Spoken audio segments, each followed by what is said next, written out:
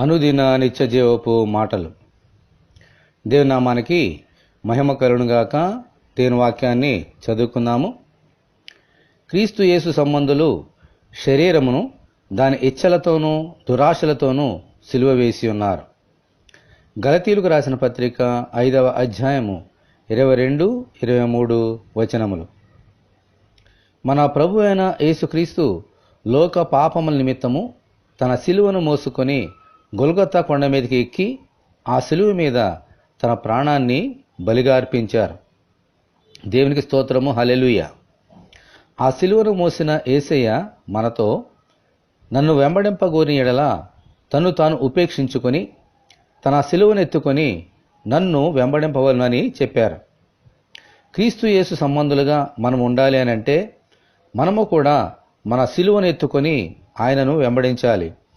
ఆ సిలువ మీద మన శరీర సంబంధమైన క్రియలను సిలువ వేయాలి. అయితే మన సొంత శక్తి చేత ఆ క్రియలను సిలువ వేయలేము.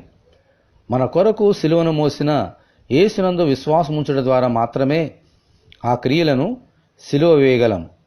ప్రభువా, మా సిలువను మోసుకుంటూ శరీరమును దాని ఇచ్చలతో సిలువ వేయనట్లు అనుగ్రహించమని ప్రభు అయిన యేసుక్రీస్తు ద్వారా మనమందరము దేవుని ప్రార్థన చేసుకుందాము.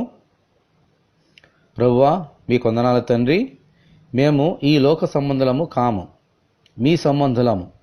కాబట్టినైనా మా శరీరాన్ని దాని ఇచ్చలతో దురాశలతో సిలువ వేయనట్లుగా అనుదినము మా సిలువను మోసుకుంటూ మా దురాశలను, శరీరాశలను, నేత్రాశలను, జీవపు డంబములను సిలువ వేసి నీ బిడ్డలుగా, మీ సంబంధులుగా ఈ లోకములో కొనసాగునట్లుగా మీ కృప మాకు అనుగ్రహించమని, ఈ వాక్యం వింటున్న నీ బిడ్డలందరినీ అలాగూ దీవించమని యేసు అతి పరిశుద్ధమైన నామములో ప్రార్థన చేయుచున్నాము తండ్రి, ఆమెన్.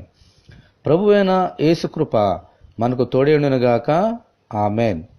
పరిశుద్ధ దేవుని మందిరం.